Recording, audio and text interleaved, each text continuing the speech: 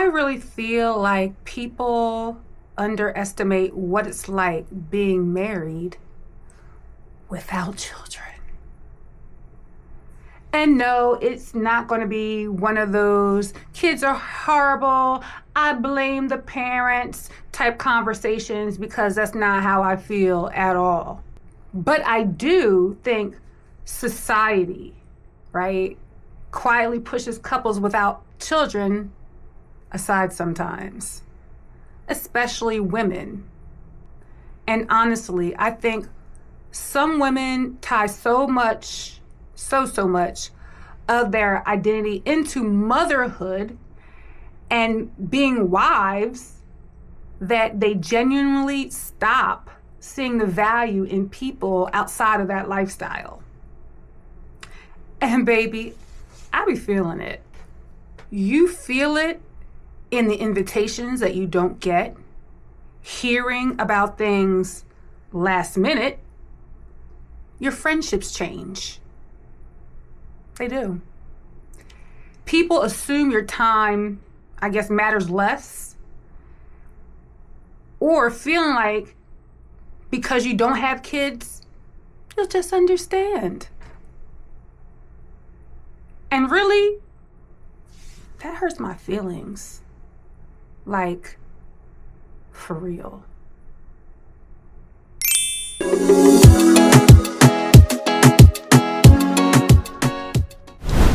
Hey y'all, welcome in. If you're new here, this is really just a space for honest conversation, life reflections, and random thoughts, story times, all of the things, right? And today, I'm going to be talking about something I honestly don't think people discuss enough. What it really feels like being married without children. I'm not talking about Al Bundy. And how differently people can treat you because of it. So the thought came to mind, and it's been on my heart and mind for a very long time. But recently, I got invited to my little cousin's 8th birthday party. And I was like, cool, much respect. I got an invitation. How about that, right? But immediately my mind went to all the birthday parties and family events over the years that I wasn't invited to. And I'm speaking in terms of being a married person or a person in a committed long-term relationship. But I want to touch on the times, I found out about these different birthday little parties, last minute or through somebody else. And one thing about me, I'm not coming, especially if I feel like an afterthought. Now, maybe, just maybe, people don't mean any harm by it. But it can hurt. But what happened to inviting the adults too? Like, yeah, this party is obviously for the kids, but what happened to the aunties, the older aunties, the uncles, cousin aunties, family friends, everybody hanging out together, that type of thing. Especially in Black families where cousin still means auntie or uncle, depending on age and the respect factors, right? I remember kids' parties, especially if I go to them, even now, it's adults eating, they laughing, they talking, the kids be playing.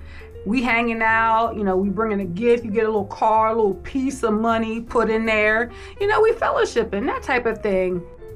I think that couples without children quietly become socially disposable to some people. Not intentionally, maybe. Okay, let me be very clear. Maybe not intentionally, but it can definitely be noticeable. And honestly, this topic reminds me of, a friendship situation I had with somebody. I'm gonna call her Lisa. Now, me and Lisa, okay, we've known each other, been friends, been in the same class in elementary school. So we have been friends or known each other since we were kids because of church and family ties. Lisa's family is close to my family, unfortunately. And at this time when this happened, probably during the pandemic, it was during the pandemic. At that time we were very close, and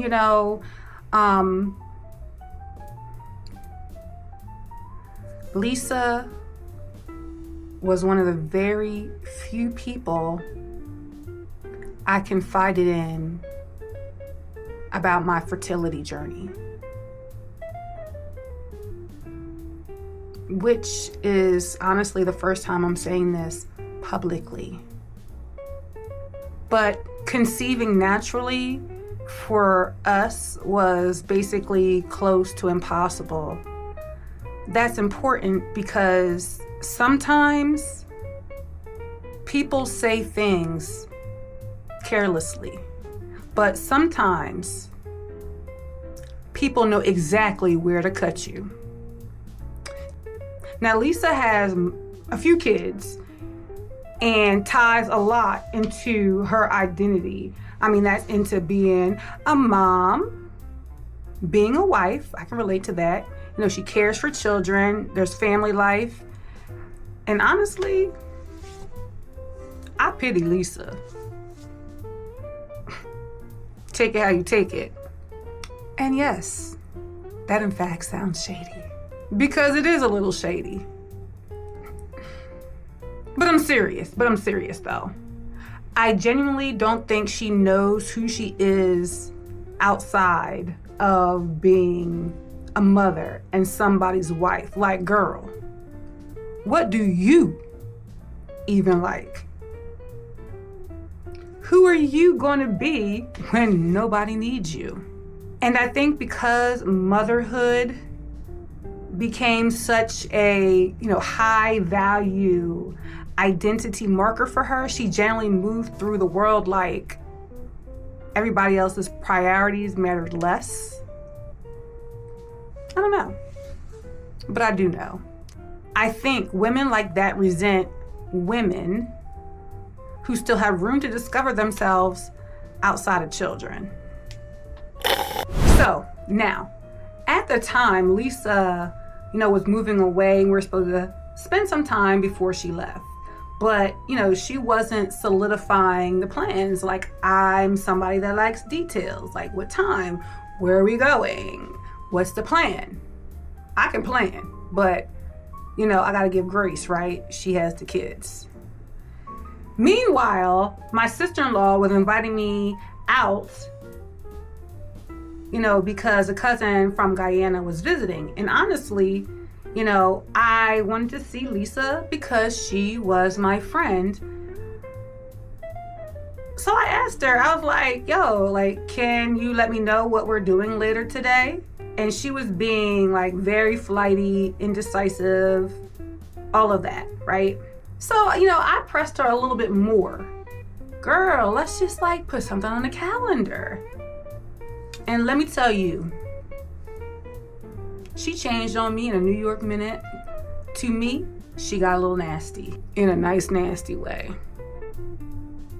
And I will never forget this. She said,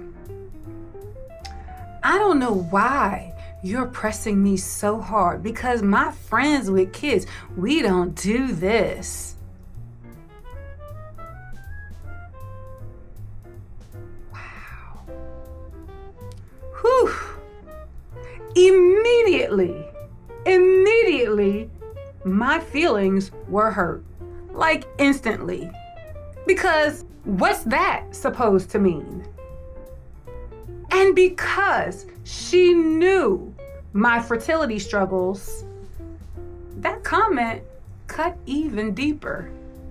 Girl, you knew exactly where to place the knife. I literally hung up the phone crying and called my cousin Denise. Now, Denise never saw it for Lisa, to be honest. Ever. Denise clocked things I didn't even see yet. I was so upset. But Denise said something, that permanently shifted my thinking. She basically said, you're an adult too. Your time matters too. Being a woman without children does not make your priorities less important.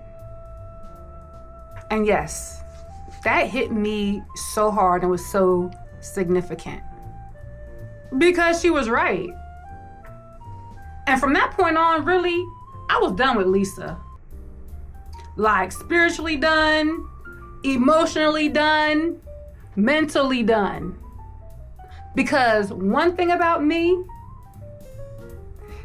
I can take a lot. But once I feel disrespected in a deeply intentional way, something in me shuts off. I don't think, matter of fact, I know, I never have looked at her the same after that. I think some of me have moved on from that because I have seen her since, but that's a different story for a different day.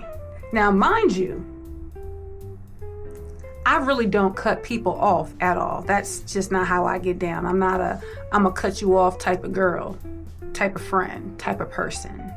But around this same time period, we're talking COVID times, we're 6 years out, okay? I was already going through other friendship issues. That's a whole story time because that friendship breakup changed me deeply and hurt me deeply. And little did I know at the time when this was happening with Lisa that more friendship dynamics were about to shift in ways I never even expected. So I had told Denise what had happened and she gave me sound, wise advice. And then I also told, not the same day, but another occasion, I told another cousin what had happened.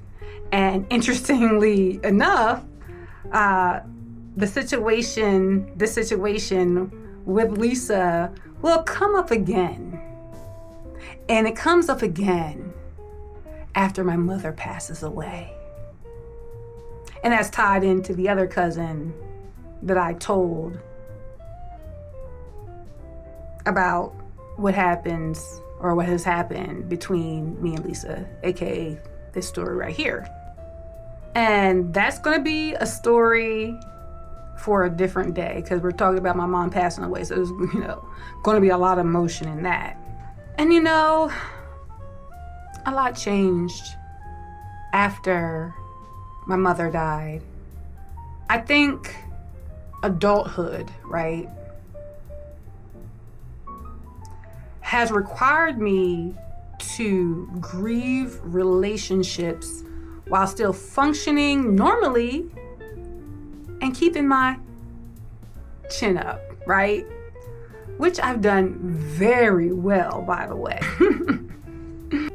Now, side note, I ended up going out that night with my sister-in-law, and I'm so glad I did because that cousin from Guyana I met for the first time and the only time, she actually passed away a few years later. So I'm very, very grateful for that memory of, family time.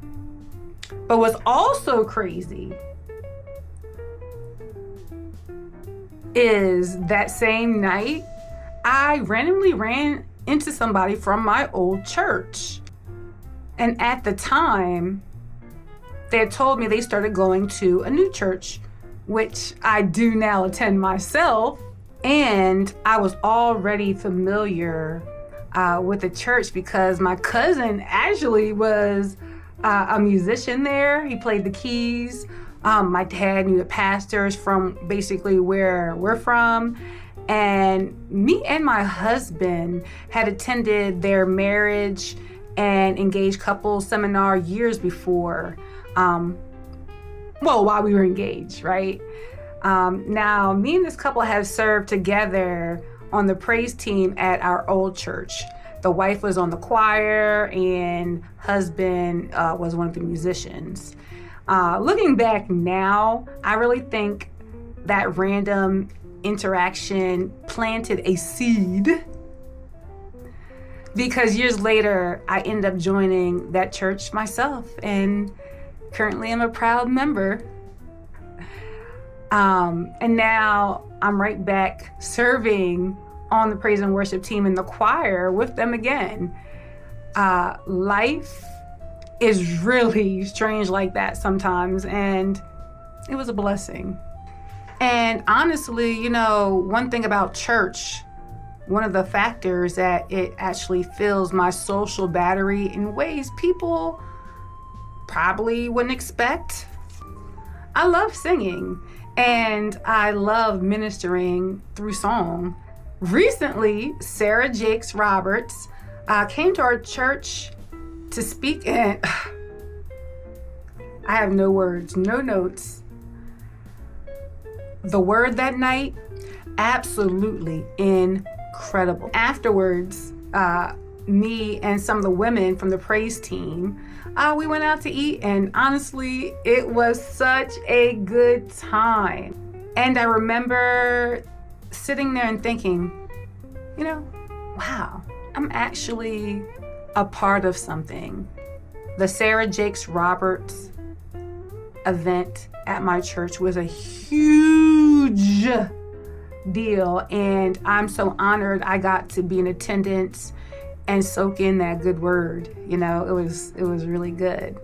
And even though I am a part of something, I genuinely also enjoy my solitude and my alone time.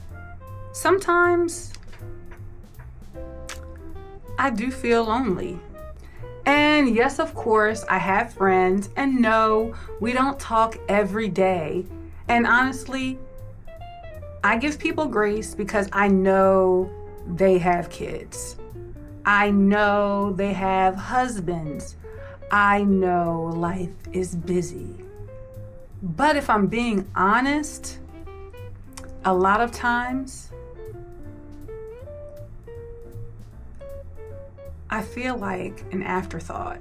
Maybe not no thought, but definitely the first afterthought.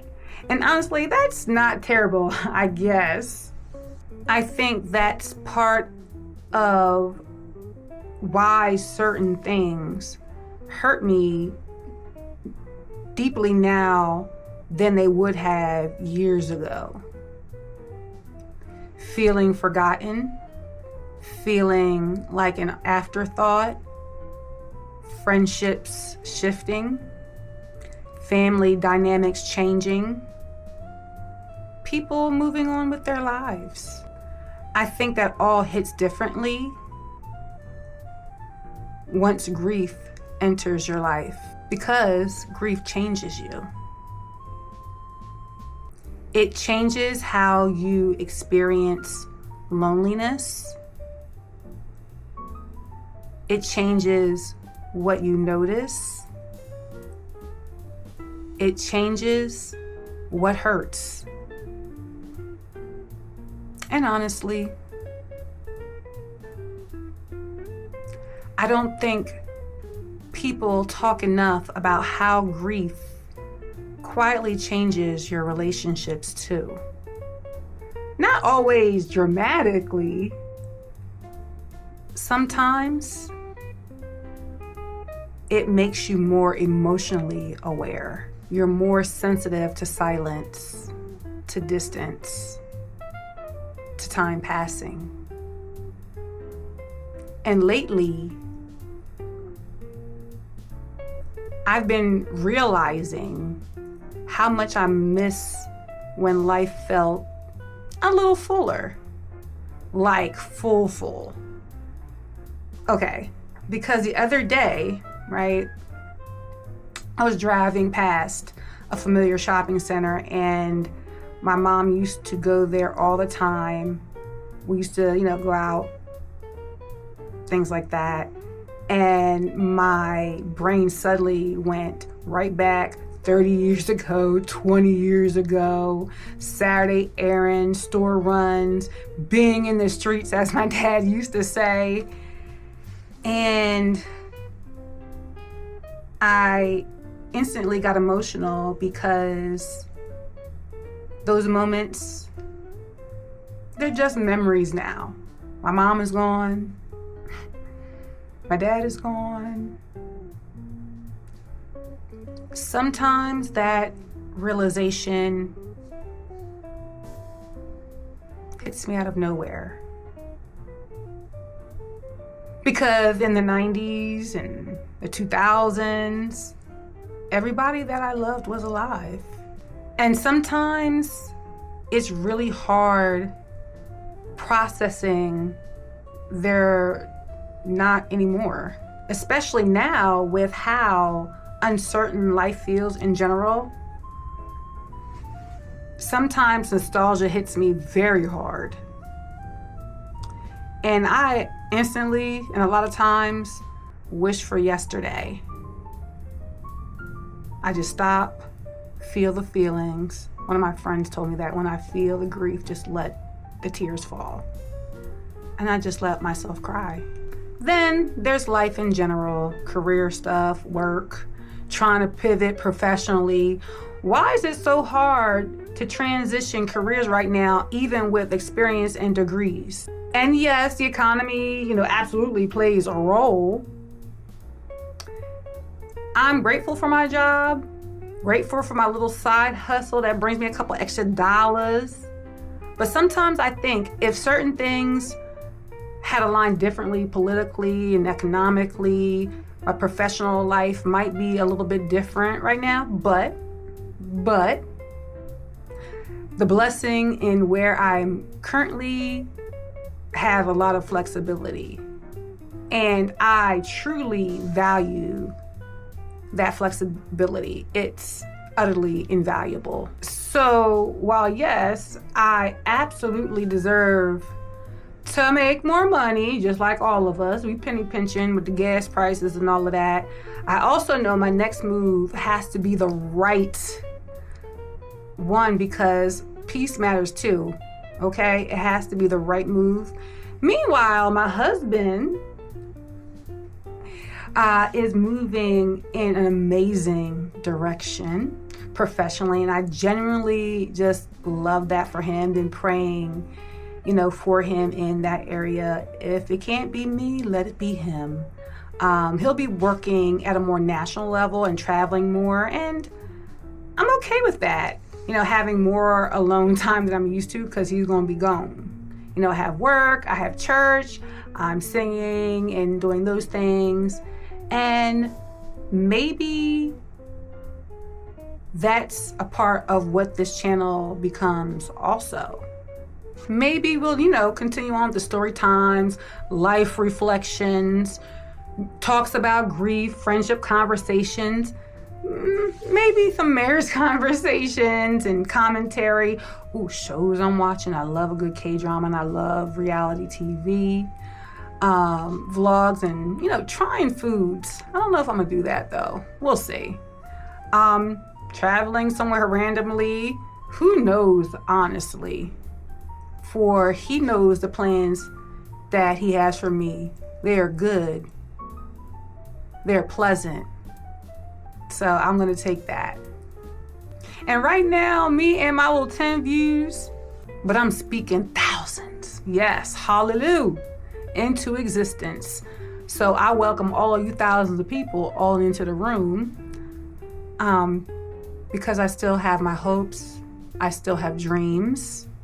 I want to travel more, try new foods, have exciting experiences locally, wherever life allows me to go.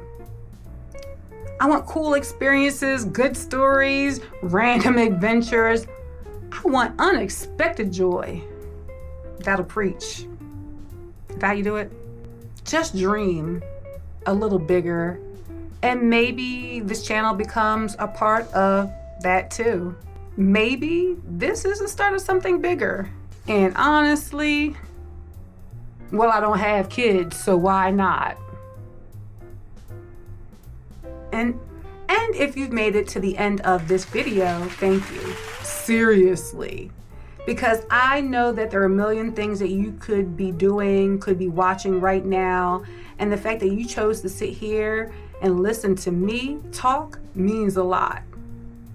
So if I've said anything that resonated with you, whether it's friendships changing, feeling forgotten, grief, marriage without kids, loneliness, you trying to figure it out yourself, feeling like people value parents and parenting than everybody else, talk to me in the comments, because I know I'm not the only person feeling this way. I want this channel to feel like community, like girl talk, your internet cousin, like somewhere you can laugh, vent, reflect, be a little shady a little bit, and still feel seen. So definitely comment, like, subscribe, all of the YouTube things. And hopefully this is the beginning of something really special for all of us. All right, y'all, I will see you in the next one. Bye.